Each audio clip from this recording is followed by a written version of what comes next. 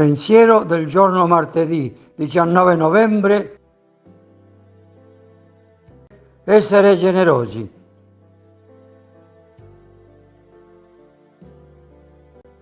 Vendete ciò che possedete e datelo in elemosina.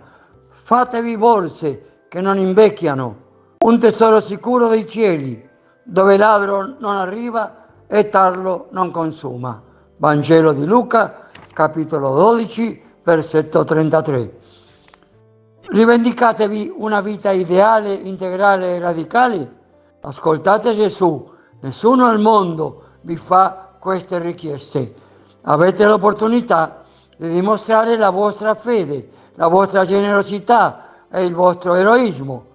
Questa parola conclude una serie di esortazioni con le quali Gesù vi invita a non preoccuparvi di cosa mangerete e di cosa indosserete, così come gli uccelli del cielo non seminano e i gigli dei campi non filano. Per fare questo dovete bandire dal vostro cuore ogni ansia per le cose della terra, perché il Padre vi ama molto più degli uccelli e dei fiori e pensa lui stesso a voi. E se non potete fare a meno dei beni materiali, perché siete legati ad altre persone, dovete certamente fare a meno dei beni spirituali ed essere nei loro confronti un semplice amministratore. Così, mentre ti occupi delle ricchezze, ami gli altri e amministrando per loro prepari per te stesso un tesoro che non viene mangiato dalle tarme né preso dai ladri. Ma siete sicuri di doverlo conservare tutto? Ascoltate la voce di Dio dentro di voi. Chiedete consiglio se non sapete come decidere. Vedrete quante cose superflue troverete fra quelle che avete. Non tenetele, date a chi non ha.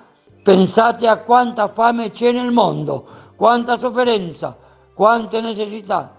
Metteteci anche ogni atto d'amore, ogni azione a favore dei fratelli e delle sorelle.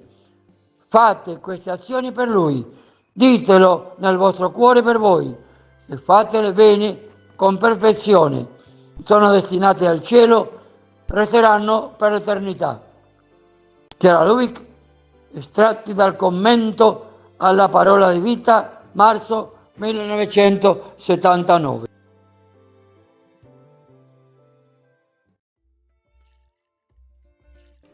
Parola di vita, novembre 2024. Lei, questa vedova, nella sua povertà, ha messo nel tesoro tutto quello che aveva, tutto quanto aveva per vivere. Dal Vangelo di Marco, capitolo 12, versetto 44.